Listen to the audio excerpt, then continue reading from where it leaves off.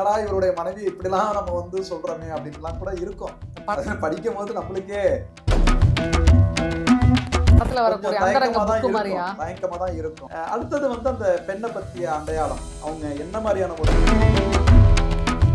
Play பாயா, இவங்க கண்டிப்பா play boy இல்ல பிளே கேர்ள்னு சொல்லுவாங்க சில பேர்லாம். அந்த மாதிரிலாம் நீங்க பார்த்து சொல்றீங்களா? தாராளமா சொல்லுவோம். இப்ப காதல் கிடையாது, எல்லாமே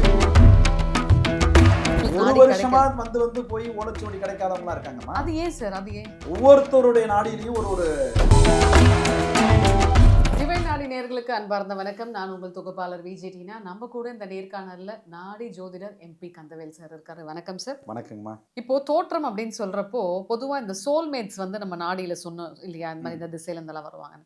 இப்போ உதாரணத்துக்கு ஒரு ஆணுக்கு வந்து என்ன அம்சம் உள்ள ஒரு பெண், இப்படி கண் இருக்கும், இப்படி முகம் இருக்கும், அந்த மாதிரி எல்லாம் அங்க அடையாளங்கள்லாம் சொல்ல முடியும். நிறைய சொல்லியிருக்கோங்க. அது படிக்கும் போது நம்மளுக்கே அது வந்து என்னடா இவருடைய மனைவி இப்படிலாம் நம்ம வந்து சொல்றோமே அப்படின்லாம் கூட இருக்கும். படத்துல வரக்கூடிய அந்தரங்க புக்கு மாதிரியா தயக்கமா தான் இருக்கும். அவங்க எந்த திசையில இருந்து வருவாங்க, அவங்க வீட்டுக்கு பக்கத்துல என்ன அடையாளங்கள் உண்டு, கோவில் உண்டா, பேங்க் ATM சென்டர் இருக்கா, அழகு நிலையங்கள் இருக்குதா, ஸ்கூல் இருக்குதா, பழமையான விருஷங்கள் இருக்குதா, அவங்க வீடு எந்த பார்வையை நோக்கி இருக்கக்கூடிய வாசல்ல இருக்கும் அப்படிங்கிற ஒரு அடையாளங்கள்லாம் இருக்கு. சில பேருக்கு இப்போ சொல்லும் பொழுது பக்கத்துல ஒரு மட்டன் ஷாப்லாம் இருக்குங்க, ஒரு கறிகடைலாம் இருக்கணும். ஆமாங்க பக்கத்து வீட்டுல இருக்குங்க அப்படிம்பாங்க. ஸோ அதெல்லாம் வந்து ரொம்ப எங்களுக்கும் அது ஒரு இன்ட்ரெஸ்டிங்கா இருக்கும். அடுத்தது வந்து அந்த பெண்ணை பத்திய அடையாளம், அவங்க என்ன மாதிரியான ஒரு முக அமைப்புகள் இருக்கும்.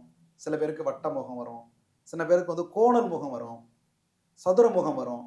அவங்களுடைய புருவம் அழகு, மூக்கு, கண்கள், அதே மாதிரி அவங்களுடைய உடல் அமைப்பு, இதெல்லாம் கூட அதுல பேசப்படுங்க. ஏன் சார் இந்த நாடி ஜோதிடம் வந்து உங்களை மாதிரி வம்சாவழி, அதாவது பாரம்பரியமா பாக்குறவங்க தான் பார்க்க முடியுமா, இல்ல திடீர்னு ஒருத்தவங்க வந்து கத்துக்கணும்னு ஆசைப்படுறாங்கன்னா அதுக்கு ஏதாவது விதிமுறைகள் இருக்கா? கட்டாயம் விதிமுறை இருக்கு. நான் வந்து இந்த இடத்துல உட்கார்ந்து இருக்கிறேன்னா 5 வருஷம் என்ன கஷ்டப்பட்டங்கிறது எனக்கு தான் தெரியும் இல்லையா? அப்ப நீங்க வரீங்கன்னா அந்த குரு சேவைன்னு ஒன்று இருக்குல்ல, அதை செஞ்சுதானே ஆகணும் அப்படிங்கிறதெல்லாம் இருக்கு இல்லையா? இப்ப நான் வந்து கத்துக்கொள்ளும் பொழுது பார்த்தீங்கன்னா, நான் இருந்த சூழ்நிலை வந்து மற்றவர்கள் நீங்க இருப்பீங்களான்னு எனக்கு தெரியாது. இப்படிலாம் அந்த தொழிலை கத்துக்கணுமா அப்படிங்கிறதெல்லாம் நம்ம வந்து யோசிப்பீங்க. ஒரு கட்டத்துக்கு மேல நானே என்ன பண்ணேன், வேணாம் அந்த தொழிலே வேணாம் அப்படின்லாம் கூட நான் யோசிச்சேன். ஏன்னா அவ்வளோ கஷ்டங்கள் உண்டு. திட்ட மாட்டாங்க, அடிக்க மாட்டாங்க, ஆனா நம்ம கொடுக்குற வேலைகள் ப்ரெஷர். ஆமாங்க. எனக்கெல்லாம் அப்போ வந்து பார்த்தீங்கன்னா தூக்கமே வந்து ஒரு 3 மணி நேரம் தாங்க தூக்கம். நைட்டு 12 மணி 1 மணி வரைக்கும் வேலை கொடுப்பாங்க, காலையில் 4 மணிக்கு 3 மணிக்கு எழுப்பி விட்ருவாங்க. ஆனால் அன்னைக்கு நான் சும்மா சொல்லக்கூடாது, அவங்க செதுக்கின ஒரு சிலை தான் நான். அன்னைக்கு அது வருத்தமாக இருந்தது. இன்னைக்கும் என் குருநாதருக்கு எனக்கு கற்றுக் கொடுத்த அத்தனை குருமார்கள் இருக்காங்க. அவங்கள நான் யாரையும் இன்னும் மறக்கல. எனக்கு கிடைக்கக்கூடிய புகழ் அவங்களுக்கு போய் சேரும். அதனால கஷ்டம் எதுவுமே கஷ்டம் இல்லாத வராது இல்லை. கல் வந்து ஒரு பெரிய ஒரு பாறாங்கல்ல வந்து அது அவ்வளோ உளியால குத்து வாங்கினதுனால தான் அது ஒரு சிலையாகுது இல்லையா? அப்போ இன்னைக்கு ஒரு புரோட்டா நல்லா சாஃப்டா இருக்கான்னு கேட்குறோம், அந்த மாவு பதப்படுத்துறதுக்கு அந்த மாவு என்ன பாடுபட்டிருக்கு இல்லையா? அதுபோல உதாரணங்கள் நிறைய இருக்கு. இன்னைக்கு நம்ம வந்து ஒரு கோயிலில் வந்து சிலையா சாமி கும்பிட்றோம்னா அதுக்கு முன்னாடி அது கருங்கல் இல்லையா? அது மாதிரி எங்களுடைய குருமார்கள் எங்களுக்கு அவ்வளோ பாடங்கள் கொடுத்துருக்குறாங்க. அந்த பாடங்கள்லாம் அன்னைக்கு எனக்கு வருத்தமாக இருந்தாலும் கூட இன்னைக்கு நல்லா இருக்கிறதுக்கு அதுக்கு அவங்களுக்கு தான் போய் சேரும். இன்னொன்று, இப்போ மற்ற ஜாதகம் பார்க்குறாங்க இல்லையா, அதுக்குன்னு ஒரு முறைகள் இருக்குது, இந்த நாடிக்குன்னு ஒரு வித்தியாசம் இருக்கு இல்லையா? இது ரெண்டுத்துல வந்து எப்படி சார் நாடி மட்டும் துல்லியமாக வந்து சொல்ல முடியுது? திரும்பவும் சொல்கிறேங்க, இதை வந்து நிறைய பதிவுகளில் நம்ம வந்து சொல்லிக்கிட்டு வரக்கூடிய விஷயம் என்னன்னு கேட்டால், படைக்கக்கூடிய பிரம்மா எல்லாரையும் சரிசமமாக தான் படைக்கிறார்.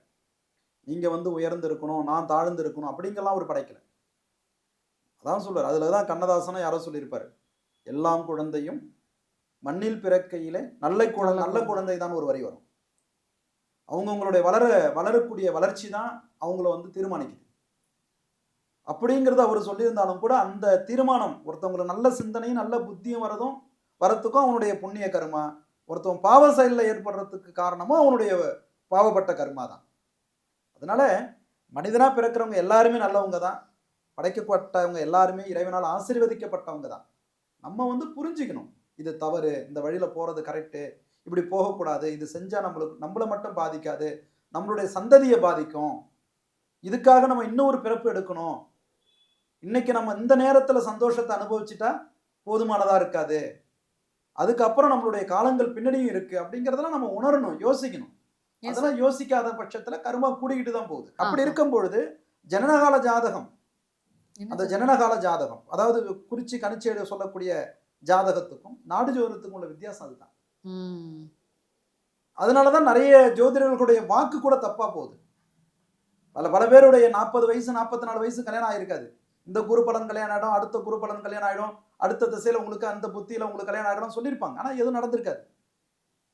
அப்ப சொன்ன ஜோதிடர் பொய்யா, சொல்லப்பட்ட ஜாதகம் தப்பா, எங்கங்கிறது அந்த இடத்துல கேள்விக்குறி வருதுல்ல. அதை தீர்மானிக்கிற இடத்துல உன்னுடைய கர்மா இருக்கு. ம். இப்ப இன்னொரு ஒரு விஷயம் சார். இப்ப நாடி பார்க்க வரப்போ நாடி கிடைக்கல. ஒரு மனிதன் 2 இல்ல 3 முறை வந்தும் ஏங்க, அவங்களுக்கு ஒரு நாடி வருஷமா கிடைக்கல. வந்து போய் ஓலைச்சுவடி கிடைக்காதவங்களா இருக்காங்கம்மா. அது ஏன் சார்? அது ஏன்? பிராப்தம் வரல. கர்மாவா இல்ல எப்படி? ஆமாங்க, அவங்களுடைய விதியை அவங்க தெரிஞ்சு அவங்க சரிவர வாழ்வதற்கான வழி அவங்களுக்கு அமைச்சு கொடுக்கலன்னு தான் சொல்ல முடியும். ம், ம், ம்.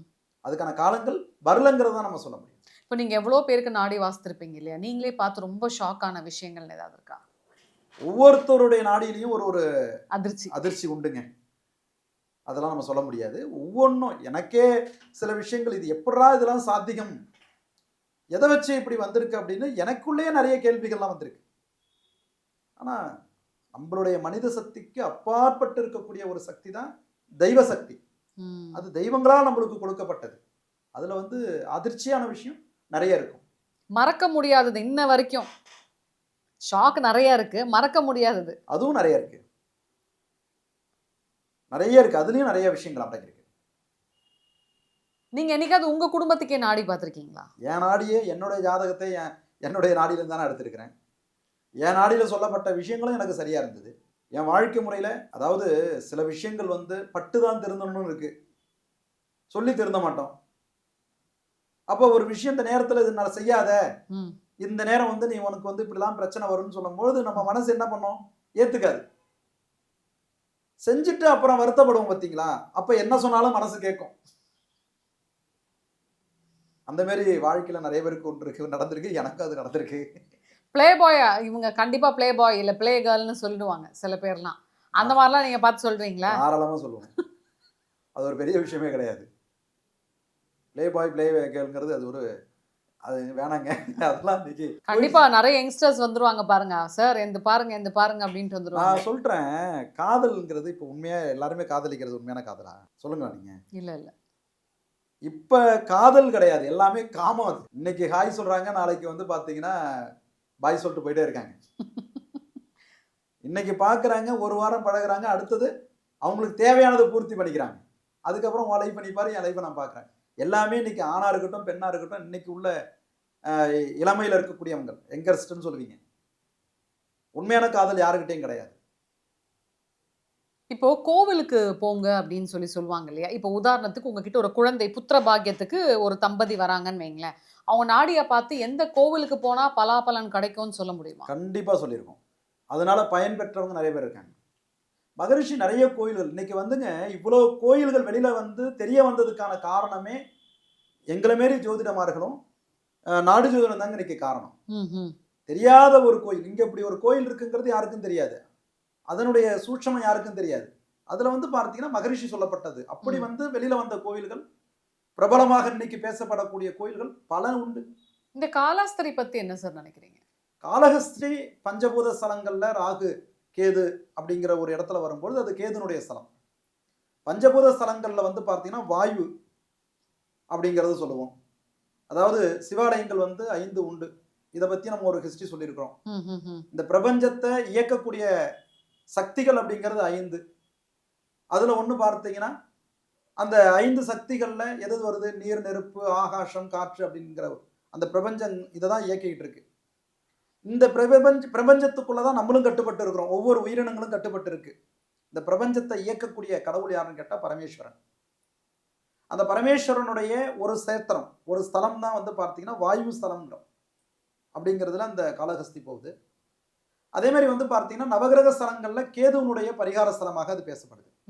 ஒரு ஜாதகத்துல கேதுவனால பாதிக்கப்படக்கூடியவங்க, கேது மகாதசை நடக்கக்கூடியவங்க, அது அந்த மாதிரியான ஒரு நிவர்த்திக்காக அந்த ஸ்தலம், அந்த ஆலயங்கிறது பயன்பாட்டுக்கு உள்ளது, பயன்படுத்திக்கிட்டு இருக்காங்க. ஆனா இன்னைக்கு நிறைய கோவில்கள் வந்து அந்த ஆகம முறை கரெக்டா பண்றாங்களாங்கிற ஒரு கேள்வி அங்க இருக்கு. அதை வந்து யாரும், ஏன்னா பண்றது இல்ல. இன்னைக்கு கூட்டம் அதிகமாயிடுச்சு, பணம் அப்படிங்கிற ஒரு எண்ணங்கள் எல்லாருக்குள்ளேயும் அதிகமாயிடுச்சு. அதனால செய்யக்கூடிய பரிகார முறைகள் கூட இன்னைக்கு பல கோவில்கள்ல சரியா செய்வதில்லை அப்படிங்கிறது தான் உண்மையான கருத்து. இப்போ வேற மதத்துக்காரங்க வராங்க. உதாரணத்துக்கு கிறிஸ்டியன்ஸ் இல்ல முஸ்லிம்ஸ். மதம்ங்கிறது இப்ப பிரிக்கப்பட்டதானே மேடம். கிறிஸ்துவ மதம் தோன்றி 2026 ஆண்டு 2026 ஆண்டு ஆகுது. அதுக்கு முன்னாடி மனிதனே கிடையாதா? கரெக்ட். இஸ்லாமியம் தோன்றப்பட்ட ஆண்டுகள் எவ்வளவு? கிறிஸ்துவ மதத்துக்கு அப்புறம் தான் இஸ்லாமியம் சொல்லப்படுறோம். அதுக்கு முன்னாடி 5000 ஆண்டுகளுக்கு முன்பு இந்த சாஸ்திரம் எழுதப்பட்டதுங்கிறோம். அப்ப ரிஷிகள் வாழ்ந்த காலம், மகான்கள் முனிவர்கள் வாழ்ந்த காலம் இல்லையா? இப்போ அவங்கள வந்து எந்த கோவில் போக மதத்துக்கும் சொல்வீங்க? சாஸ்திரத்துக்கும் சம்பந்தம் கிடையாது. இல்ல எந்த கோவில் சார் போக சொல்வீங்க? அது நம்ம தீர்மானிக்க மாட்டோம். அந்த நேரத்துல என்ன அந்த வருது? மகரிஷி அதுல என்ன அவங்களுடைய பலாபலன் சொல்லப்பட்டிருக்காரோ அதுதான். இதே ஒரு பைபிள்ல சொல்றாங்க, இயேசுநாதர் வந்து, ஜீசஸ் வந்து ஹிமாலயா அப்படிங்கிற ஒரு விஷயத்தோட அதோட கனெக்ட் பண்ணி அதோட ஒன்றிணைத்து சில இது சொல்லப்பட்டிருக்கு. நானும் இதே கிறிஸ்துவ மதத்தில் இருக்கக்கூடியவங்க கூட நானும் பழக்க வழக்கத்தில் இருக்கும்போது இது போன்ற விஷயங்களெல்லாம் பகிர்ந்துகிட்டதெல்லாம் உண்டு. இன்னைக்கு யார் ஒத்துப்பா? இன்னைக்கு எல்லாமே அதெல்லாம் தாண்டி நீயா நானா, நான் உயர்ந்த நானா நீ உயர்ந்த நானா, என்னுடைய கொள்கை உயர்ந்ததா உங்களுடைய கொள்கை உயர்ந்ததா அப்படிங்கிற ஒரு காலகட்டத்தில் மக்கள் வரும்பொழுது அப்ப வந்து பழமை வந்து மறைக்கப்படுது தானே. அந்த மரபுகளை யாரும் இப்ப வந்து கடைபிடிக்கிறது இல்லை தானே. உங்களுடைய நல்ல நலனுக்காகவே நான் வைக்கிறேன். நானும் உங்கள் அனைவருக்காகவும் என்னால் முடிந்த பிரார்த்தனைகளை வழிபாடுகளை நான் செஞ்சுக்கிட்டு தான் இருக்கிறேன். வாழ்க வளமுடன். நன்றி, வணக்கம். நன்றிம்மா, வணக்கம்மா.